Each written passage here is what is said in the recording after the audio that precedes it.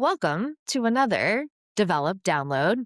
Chris and I are in the same In the place. same space. I mean, holy First crap. time. First All right. time. Yeah. Won't happen often, so don't expect it. Like, he lives where he lives. I live where I live. We're not going to do this all the time. I'm not going to South Carolina, and he's not coming to Florida. So we're here. We're doing this live from, where are we? Portland, Maine.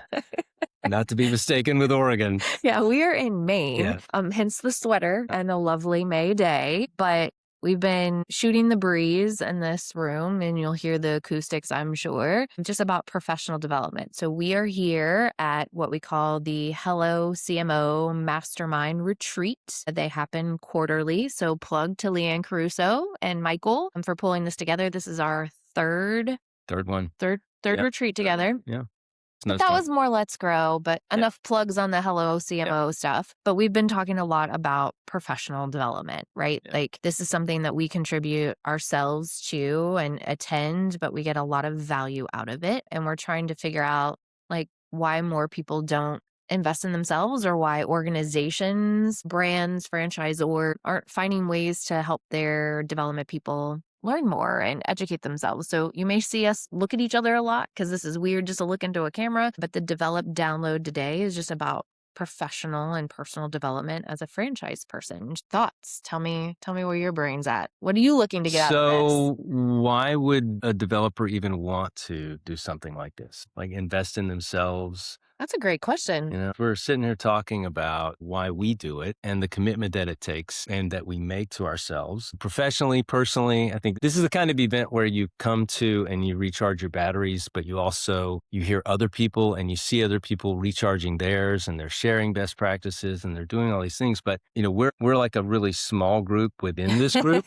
you know? We call them the board of advisors. Yes, but we've built that trust and we built that space by attending these. You know, first time we came, everyone put it all out on the table. We played big. That's the bar that we've kind of set for ourselves and for each other in this meeting space. But, you know, what would we say to other people about why they should do something like this? Yeah, I think, to your point, I started it because I needed to figure out a different way or different widgets to be successful, right? So whatever your success metric is, whatever you're trying to accomplish, if you sit in a space that I'm perfect and I know everything about franchise sales, then you're probably going to cap yourself out. Yeah. So personally, I did this so that, one, I had other people to talk to, because we do live in some silos with what we do. We're not in an office. We don't necessarily talk to other people. We're just constantly on the phone and on Zoom meetings and cameras and all of those pieces. But how do we know what's going on out in the rest of the world? And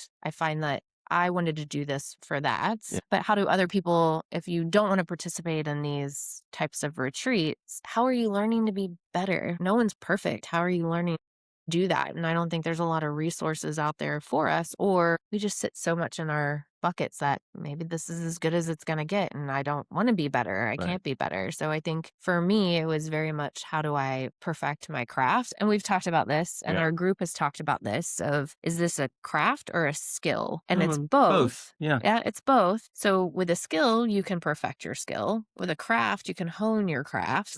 So if you're not doing both of those things and you're here, you're never going to get here unless you're doing something more. So how do we find that more? And this was that more for me. I think that for me personally, I got to a point in my career, and we've been doing this for a while now, and you can get better at what you do. We do, or we can, you know, just kind of plug along and do the status quo. And that's never been us. It's never been you. It's never been me. Right. And I think it's just one of those commitments that we make to ourselves to continue to be open, to think about how our worlds have changed since we started doing this. We observe more, that's for sure. Yeah. But we don't work in a space where typically the people we work for and with make the effort to develop us. You know, so we have to make a commitment to ourselves. And for me, that's why I do things like this. That's why I attend other events that make me stretch outside my comfort zone. It's very, very isolating or insular kind of industry that we're in. And if we're not making a commitment to ourselves to continue to improve and be open and learn, what are we doing here? Right. And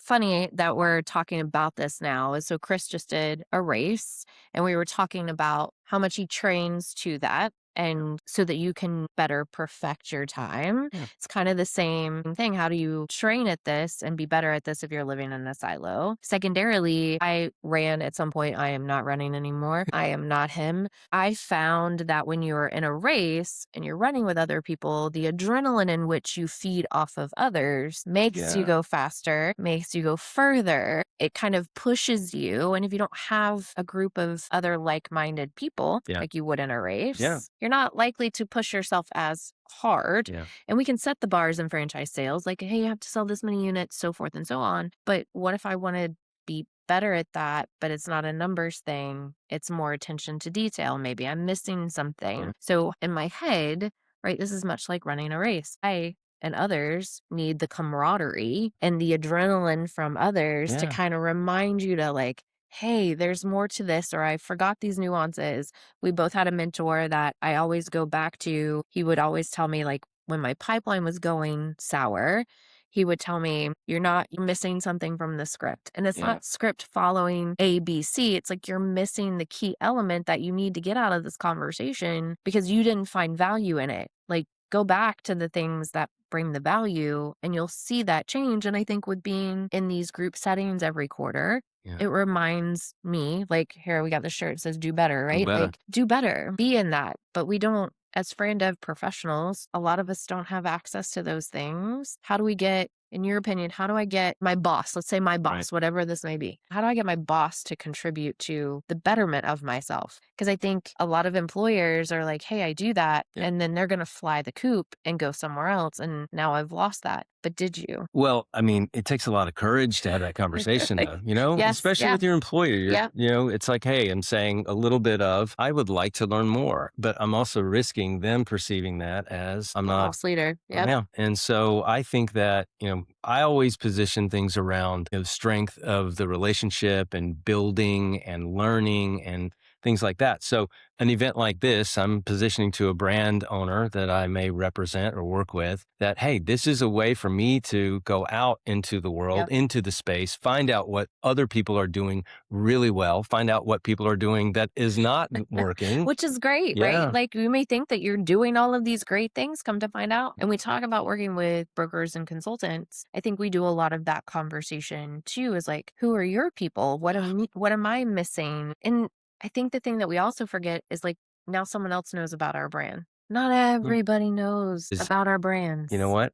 You're right. It's Like, like another way to share, what our brand right. is and what the value of it is. We talk with other people. We talk with other brokers. We talk with other maybe interested parties, and those are things that I don't really come into this event to broadcast my brand. Correct. But it happens. And there are strengths and weaknesses to brands, and we kind of, there's risk reward. I shoot straight. I always try to show the good, the bad, and the ugly. Right. Because I think, especially at places like this, because I think that's where we risk being a little vulnerable. Yep. But we also, the reward is like, it's tremendous. When I get insight on maybe something that I didn't see in the brand, maybe a way to position the brand differently. Right. Things that just you don't get in our little office in our home or whatever well, that because we is. just sit and we do the same thing over and over and over Yeah. again. And Yeah. what is that called? Insanity? If you Yeah. think it's going to change, it's not. Right. So by having outside people kind of have this conversation,